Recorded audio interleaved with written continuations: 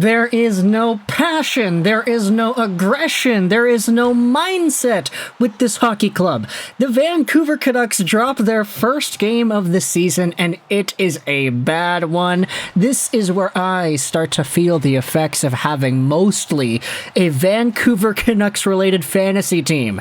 I had talked about this a few videos ago, but on my team, in my Fantasy YouTubers League, I selected with my first few picks Jason Robertson. Okay, fine pick. Not doing all too well right now, but fine pick.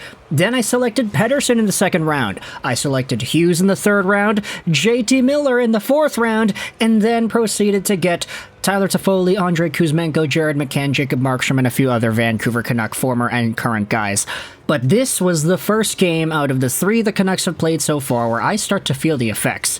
If the Vancouver Canucks don't score any goals, I don't get any points. I mean, sure, Pettersson had some shots and there were some hits and stuff, which makes things fun, but yeah, 2-0 shutout here. The Philadelphia Flyers win their home opener in a game where, honestly, you could say they dominated. Like, it wasn't like that for the entire game. Vancouver did have some extended periods of offensive zone time and pressure.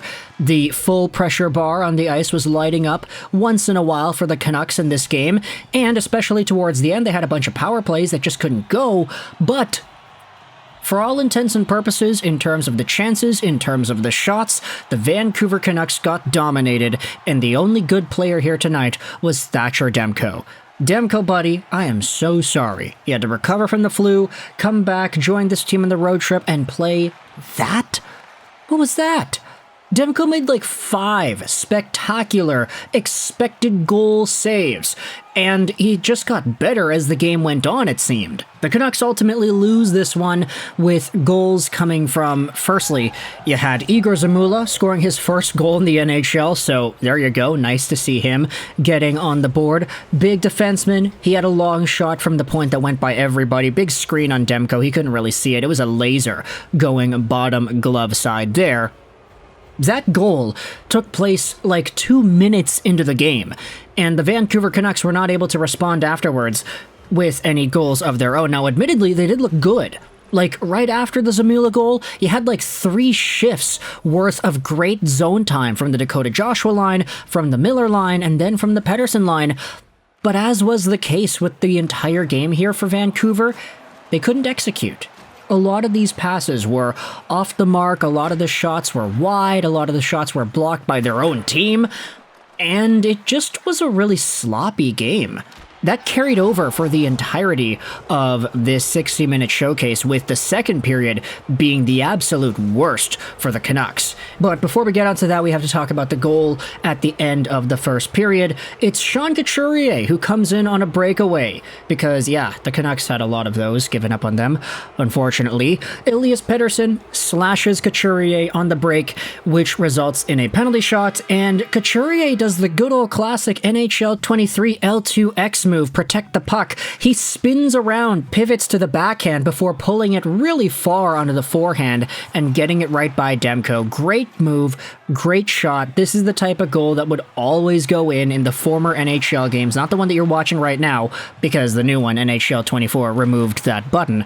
But Sean Couturier makes it 2-0, and that is all the scoring we have in this game. The second period, the Canucks just absolutely got hemmed in their own zone. It was terrible. Like, this second period was the worst period the Canucks have played by far this season.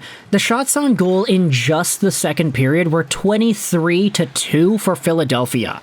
And Vancouver was just trying their darndest to hold on. Thatcher Demko making great saves, and even though he had to be this good, you could see from the Philadelphia Flyers that the Flyers themselves are not that great of a team. Like, just some of the decisions they were making when they were coming in on their rushes and some of the ways that they were moving the puck, you kind of watch it and you say, okay, why is Nick Delorier shooting on a 3-on-1?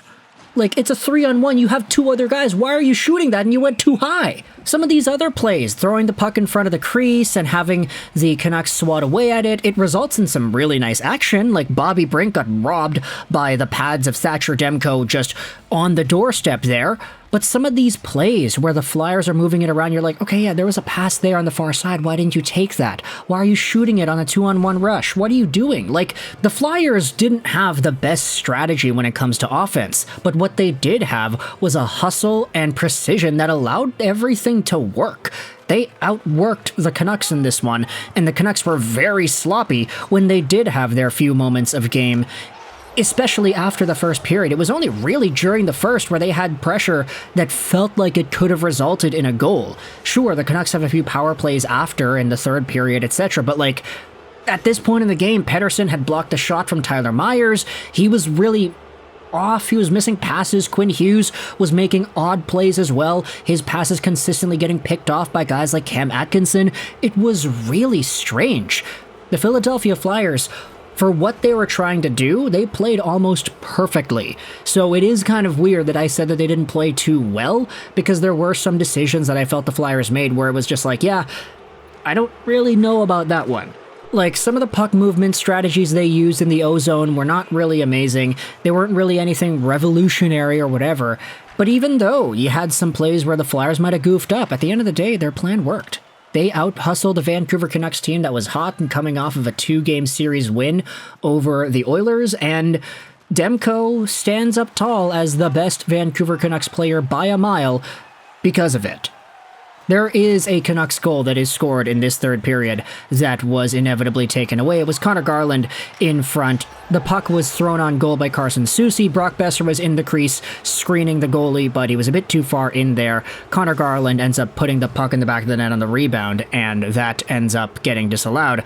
Coach's challenge for goalie interference, that ends up being the call, and yeah, I mean, the Canucks end up not really getting too lucky on this one either, because a lot of their own shots were getting blocked by their guys or they were a little bit too high, and their ultimate strategy on the power play just completely was rendered ineffective because of their own passing mistakes and the Flyers' ability to read those long seam cross creases. So at the end of the day, this is a bad game. There also was a few physical altercations that took place as well. Sam Lafferty and Konechny went at it for a bit in the third period that resulted in 10-minute misconducts and 2-minute minors for both of them.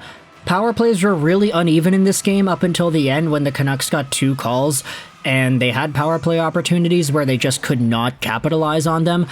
Even the penalty killers on Philadelphia, they outworked the Canucks on the power play because Philly was able to get a 2-on-1 on their shorthanded unit towards the end, which causes Thatcher Demko to make a brilliant shorthanded save, sprawled out on the ice, reaching across with the glove. He ends up needing to make this save because Elias Pettersson fumbled the puck at the blue line. There were a few fumbles by Petey towards the end of this game. But yeah, 2-0 is the final score here. Vancouver gets absolutely kicked in the teeth by the Philadelphia Flyers. The Broad Street Bullies are at it again, man. They did their thing, and John Tortorella is at the helm of that all. So if you're a Canucks fan, let me know your thoughts in the comment section below. How do you feel about this entire game and the way that the Canucks played? Don't worry for all of y'all who are worried about my fantasy team, because I still do have some guys that did all right today. I actually picked up Sean Couturier on, I was about to say waivers. No, I picked him up on free agency because one of my players, Leo Carlsson, ended up getting placed on the IR, so I had a free extra spot, so Couturier came in. And hey, that guy scored the first goal he has scored in, what was it, like 600 days? Something crazy like that, so good for Couturier for getting back on the board and getting me some points for my fantasy team. But as a Canucks fan cheering for the Canucks to win games, this was not a good one at all. Pettersson, Kuzmenko, Hughes, and Miller did not get any points for me, and that sucks, but thoughts in the comment section either way about the Canucks versus the Flyers. I hope you enjoyed this video. And bye.